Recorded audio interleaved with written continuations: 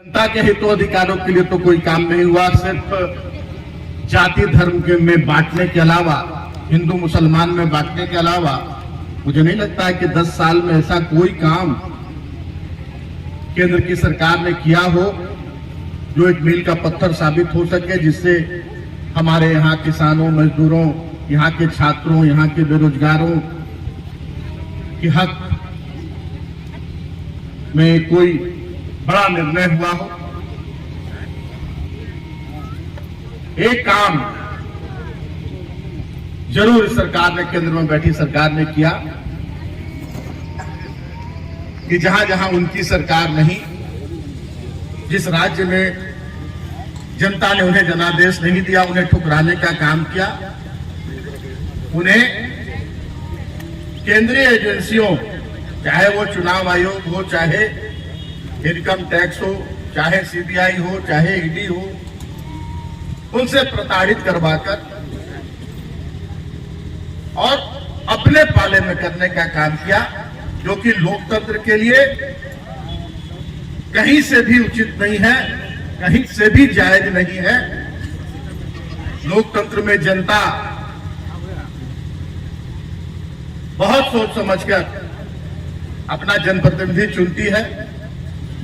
और जिसका संख्या बल अधिक होता है उसकी सरकार बनती है और सरकार को 5 साल का जनादेश मिलता है। हमारे यहाँ व्यवस्था 5 साल में सरकार को काम करने का, जनता के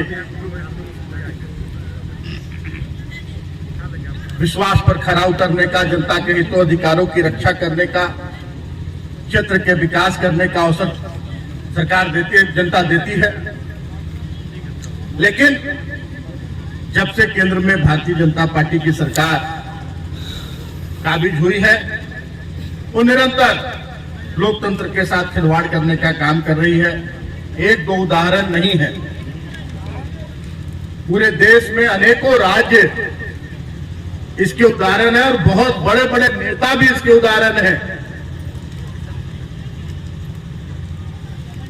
चाहे वो आप ले लीजिए कर्नाटक से लेकर महाराष्ट्र से लेकर मध्य प्रदेश, गोवा, मणिपुर, अभी तुरंत देखिए बिहार में क्या हुआ। तो आज हमें जो न्याय